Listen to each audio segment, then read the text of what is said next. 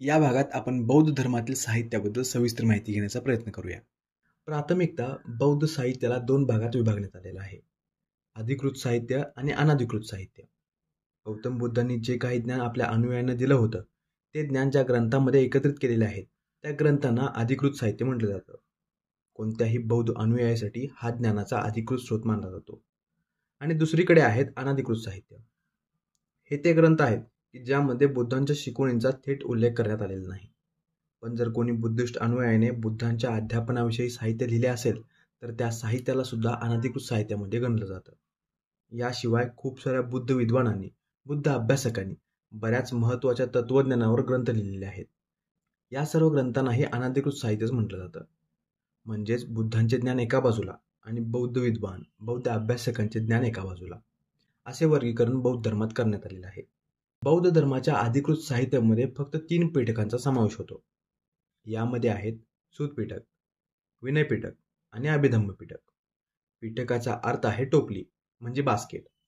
आता यावरून तुम्ही अंदाज लावू शकता की प्रत्येक पीठकामध्ये खूप सारे ग्रंथ साहित्य असणार आहेत. त्या सगळ्यात आधी सूत पीठकाविषयी माहिती घेऊया. सूत पीठकामध्ये आपल्याला बुद्धांची प्रवचने पाहायला मिळतात. जेव्हा गौतम बुद्ध प्रवचन द्यायचे तेव्हा ते भाषण करत नव्हते. गौतम बुद्धांचे प्रवचन हे चर्चेच्या स्वरूपात असायचं. गौतम बुद्ध त्यांचे ज्ञान लोकांशी चर्चा करून आणि त्यांचे विचार जाणून घेऊन पोहोचवायचे. आणि या सर्व चर्चेला सूत पीठकाच्या 5 ग्रंथांमध्ये संकलित करण्यात आलेलं आहे. या 5 ग्रंथांना पंचनिकाय असं म्हटलं गेलेलं आहे. आणि हे पंचनिकाय आहेत दीघनिकाय, माजिमा निकाय, संयुक्त निकाय, अंगुत्तर निकाय आणि खुद्दक निकाय. जी खूप मोठी प्रवचने आहेत त्यांचा समावेश दीघनिकायमध्ये करण्यात आलेला आहे. जी मध्यम स्वरूपाची प्रवचने आहेत त्यांना माजिमा निकायमध्ये ठेवलं गेलेलं आहे. आणि सम्यक निकायमध्ये आहेत साखळी प्रवचने. ही बुद्धांची अशी प्रवचने आहेत ज्यामध्ये गौतम बुद्ध सुरुवात करताना तर छोट्या संकल्पनेपासून करायचे, पण यानंतर एकावर एक अशा संकल्पनांचा थर जोडायचे. आता यानंतर येतं अंगुत्तर निकाय. यामध्ये संख्यात्मक प्रवचने येतात. बुद्धांनी काय यामध्ये फिजिक्स केमिस्ट्रीची समीकरणे सोडवून दिलेली नाहीत. यामध्ये बुद्धांची 11 प्रवचने आहेत. यामधल्या पहिल्या प्रवचनामध्ये 1 संकल्पना, दुसऱ्या प्रवचनामध्ये 2 संकल्पना, तिसऱ्यामध्ये 3 संकल्पना. त्याचप्रमाणे 11व्या प्रवचनात 11 संकल्पनांचा समावेश करण्यात आलेला आहे. यामध्ये जर आपण बघितलं तर पहिल्या प्रवचनात जागरूकतेबद्दल सांगण्यात आलेलं आहे. दुसरे प्रवचन शहाणपण आणि करुणेबद्दल सांगतं. तर तिसरे प्रवचन शरीर, भावना आणि मन यांच्याबद्दल माहिती देतं. अशा प्रकारे अंगुत्तर निकायमध्ये गौतम बुद्धांच्या प्रवचनांना काही अशा प्रकारे मांडण्यात आलेलं आहे. आता सूत पीठकातील 5व्या पुस्तकाबद्दल जाणून घेऊया. हे म्हणजे खुद्दक निकाय.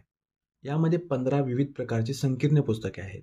आता ही 15ही पुस्तकं लक्षात ठेवण्याची काही गरज नाही, पण यातील 4 पुस्तके ही परीक्षेच्या दृष्टिकोनातून महत्त्वाची आहेत. यामधले पहिले पुस्तक जातक कथा, दुसरे आहे धम्मपद, यानंतर थेरागाथा आणि थेरीगाथा. गौतम बुद्धांच्या पूर्वीच्या जन्माबद्दल जातक कथांमध्ये सांगण्यात आलेलं आहे.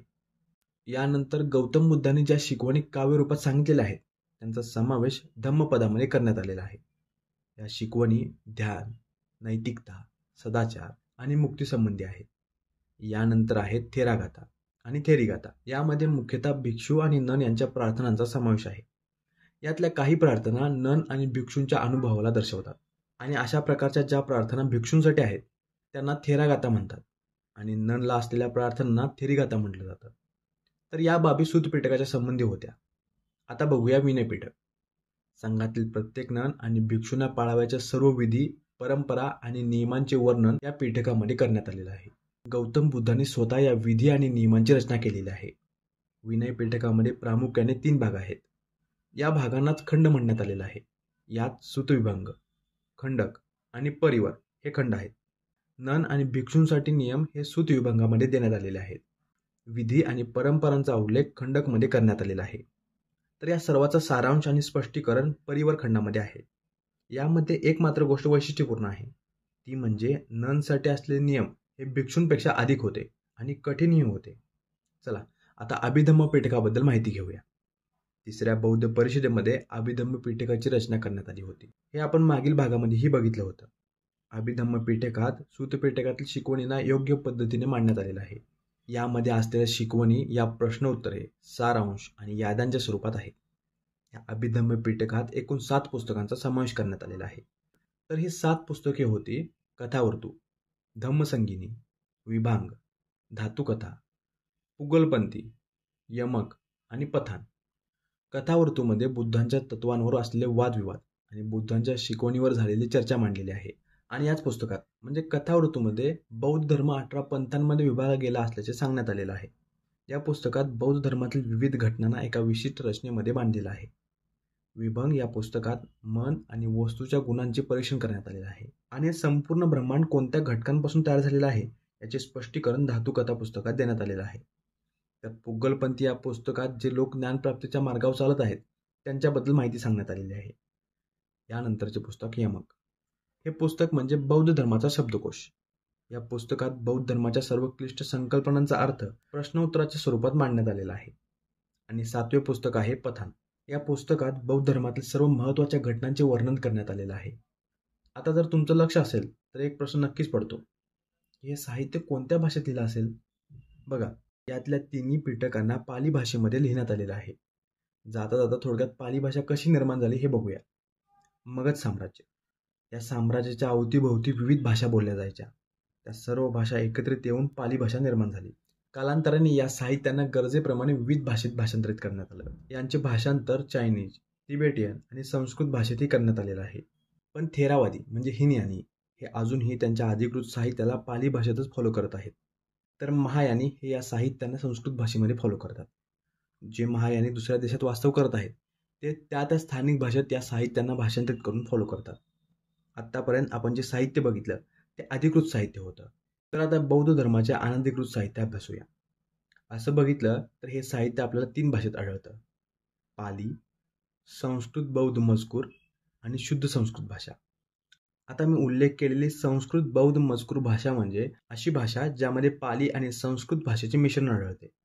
आता जर आपण पाली भाषेत असलेले बौद्ध धर्माचे अनधिकृत साहित्य पाहायचे झाले तर यामध्ये पहिले नाव येते मिलिंदपन्नो. यामध्ये मिनेंदर आणि बौद्ध भिक्षू नागसेना यांच्यात झालेल्या वादविवादाला प्रश्नोत्तराच्या स्वरूपात मांडण्यात आलेलं आहे. मिनेंदर हे एक प्रसिद्ध इंडो ग्रीक राज्यकर्ते होते. यांनाच मिलिंद या नावानेही ओळखलं जातं. यामुळेच या साहित्याला मिलिंदपन्नो म्हटलं जातं. मिलिंद यांची प्रश्ने असा या मिलिंदपन्नोचा अर्थ होतो. इसवी सन पूर्व 130 साली या साहित्याला लिहिण्यात आलं होतं. आता या मिलिंदपन्नोसोबत आणखी एक बौद्ध धर्माचे मुख्य अनधिकृत साहित्य आहे, निदान कथा. निदान कथा या साहित्य रचनेमध्ये जातक कथा आणि जातक कथेत असलेल्या पात्रांच्या भूतकाळाची माहिती मिळते. याशिवाय त्रिपिटक आणि अभिधम्म पिटकावरील समालोचन सुद्धा पाली भाषेतच लिहिलं गेलेलं आहे. अभिधम्म पिटकावरील समालोचनात नीतिगंधा किंवा नीती प्रकरणा या नावानेही ओळखलं जातं. याशिवाय श्रीलंकेच्या इतिहासातील साहित्यात असलेल्या दीपवामसा आणि महावामसाला सुद्धा पाली भाषेत लिहिण्यात आलेलं आहे. आणि या साहित्यांना सुद्धा बौद्ध धर्मातील अनधिकृत साहित्यात गणलं जातं. आता आपण मग बघितलं होतं की संस्कृत आणि पाली भाषा एकत्र करून काही साहित्य लिहिली गेलेली आहेत. आता यामध्ये कोणते साहित्य येते ते पाहूया. तुमच्या समोर 3 साहित्यांची नावे लिहिलेली आहेत. यामध्ये आहे महावस्तू, ललित विस्तार आणि बुद्धचरित्र. या तिन्ही साहित्यात तुम्हाला गौतम बुद्धांच्या जीवनाविषयी आणि त्यांच्या शिकवणींबद्दल माहिती मिळते. पण इतर बौद्ध साहित्यांपेक्षा या साहित्याच्या भाषेत आणि त्यांच्या लिहिण्याच्या पद्धतींमध्ये बरेच अंतर जाणवेल. आता जर आपण यामधल्या महावस्तूबद्दल जाणून घेण्याचा प्रयत्न केला तर यामध्ये त्यांचे जीवन, त्यांचे तत्वज्ञान, त्यांच्या शिकवणी आणि मठातील नियमांची माहिती मिळते. याला महायानातील लोकोत्तरवादाने रचलेलं आहे. याशिवाय ललित विश्व यामध्ये आपल्याला गौतम बुद्धांच्या संपूर्ण जीवनाचा प्रवास पाहायला मिळतो. यामध्ये तुषितापासून म्हणजे जेव्हा गौतम बुद्ध बाहेर पडले तेव्हापासून ते सारनाथ या ठिकाणी जेव्हा त्यांनी पहिले प्रवचन दिलं तिथपर्यंतचा प्रवास दिलेला आहे. तुषिता हे तेच ठिकाण आहे जिथे मैत्रेय बोधिसत्व स्थिरावलेले आहे. जेव्हा पृथ्वीवर लोक गौतम बुद्धांच्या शिकवणीला विसरतील तेव्हा मैत्रेय पुन्हा जन्म घेतील आणि गौतम बुद्धांच्या शिकवणींना लोकांपर्यंत पोहोचवतील. ललित विस्तारामध्ये चमत्कारिक गोष्टींवर जास्त लक्ष देण्यात आलेलं आहे. आता यानंतरचे साहित्य बुद्धचरित्र. यामध्ये सुद्धा गौतम बुद्धांच्या जीवनाचे वर्णन करण्यात आलेलं आहे. यामध्ये गौतम बुद्धांच्या ज्ञानप्राप्तीच्या मार्गाला सविस्तरपणे मांडण्यात आलेलं आहे आणि हे एक महाकाव्य आहे. महावस्तू, ललित विस्तार आणि बुद्धचरित्र याशिवाय आणखी एक साहित्य आहे ज्याला अवादना म्हटलं जातं. यामध्ये सुद्धा बऱ्याच पुस्तकांचा समावेश होतो. पण यातली 2 पुस्तके महत्त्वाची आहेत, अवादना शतक आणि दिव्यवादन. यामध्ये महावस्तू आणि ललित विस्तार आहेत.